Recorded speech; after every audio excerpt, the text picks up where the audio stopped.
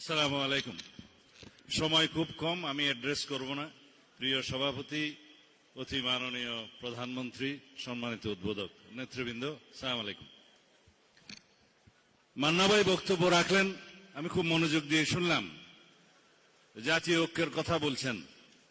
জাতীয় ঐক্য একটা প্ল্যাটফর্ম হবে যেটা গঠিত হয়েছে ফ্যাসিবাদ বিরোধী জাতীয় ঐক্যের মাধ্যমে। এইটাই সেটা সেই প্ল্যাটফর্ম। এখানে সবাই আছে। এই জাতীয় ঐক্যটা হবে ফ্যাসিবাদ বিরোধী জাতীয় ঐক্য।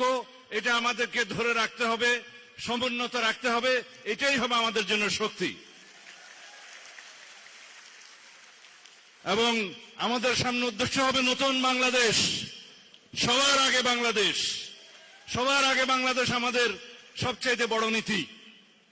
এখানে বৈদেশিক যত সম্পর্ক হবে সব হবে সার্বভৌম সমতার ভিত্তিতে এবং মিউচুয়াল রেসপেক্ট এবং ডিগনিটির ভিত্তিতে। বাংলাদেশের সীমানা যেভাবে করদ রাজ্যে পরিণত হয়েছিল সেটা মুক্ত হয়েছে, এটাকে ধরে রাখতে হবে। আমরা অনেক প্রাণ হারিয়েছি।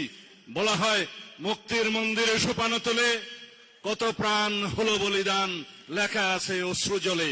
সেই লেখা আমাদেরকে চিরদিন অন্তরে ধারণ করতে হবে। আমরা জানি এই প্রিয় মাতৃভূমি, যারা শহীদ হয়েছেন তারাই জানেন স্বর্গ থেকে প্রিয় এই মাতৃভূমি।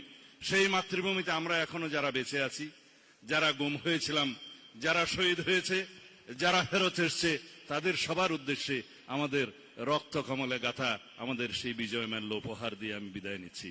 আমাদের একটাই বক্তব্য থাকবে, আগামী দিনে আমাদের যে গণতান্ত্রিক অগ্রযাত্রা, সেই অগ্রযাত্রাতে আমরা দ্বিমত পোষণ করব, ভিন্নমত পোষণ করব, বহুমত পোষণ করব, কিন্তু আমরা স্বাধীনতার সার্বভৌমত্বের জন্য একই রাস্তায় এগিয়ে যাব।